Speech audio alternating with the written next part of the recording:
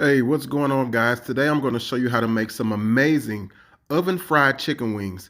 Sometimes you're craving that fried food, but you want to do it a little bit healthier. This recipe will hit the spot, and I'll show you how it's done. Stick around.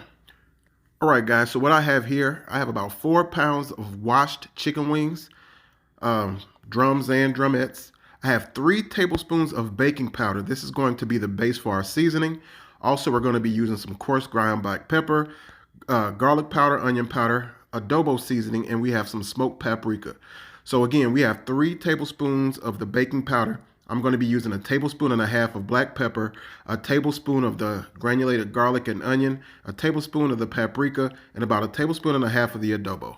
All right, so now that we got our seasoning all mixed up, what we're going to do is we're going to coat those wings and try to do it as evenly distributed as possible. You want to make sure that you get all this baking powder on every piece of chicken as you can. That's going to help bring out that nice crispy texture that you're looking for of a fried chicken wing.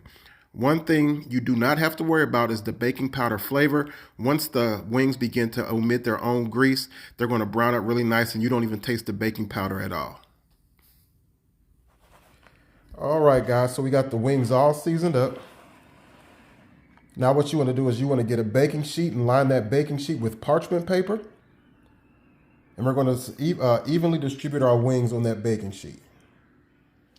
You do want to make sure that you are leaving a little space in between each wing. That way they cook up evenly and they don't have any light spots from touching.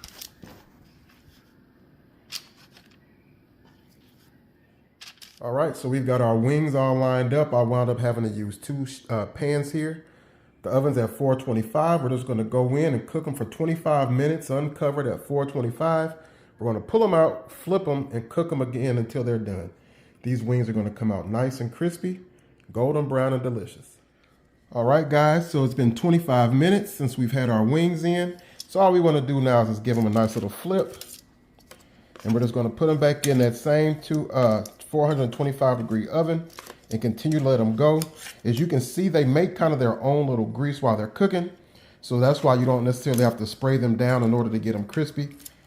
You just have to continue to let them cook and until they're done, they get to the desired tenderness that you're looking for. So we've got them all flipped and back in the oven. All right, the first batch is done. The bigger pan with the bigger pieces still have about 2 or 3 minutes left. But you can see how they look.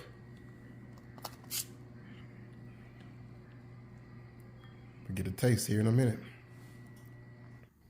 All right, guys, fresh off the press, let's go ahead and get a bite. Hear that crisp? Yeah, fire.